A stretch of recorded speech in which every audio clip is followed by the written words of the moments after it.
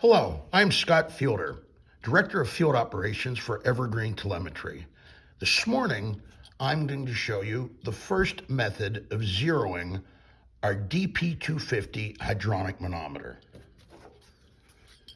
And that is zeroing to ambient. Here you can see we've turned the meter on and we're reading slight atmospheric pressure. So we'll now zero the unit.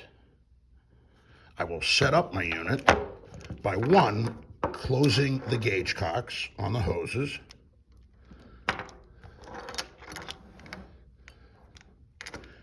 Two, opening the drain vents on the unit itself.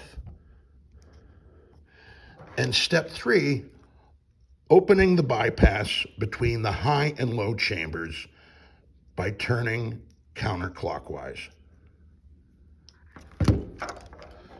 I will now take my wrist reporter and select differential engage to ambient. Select.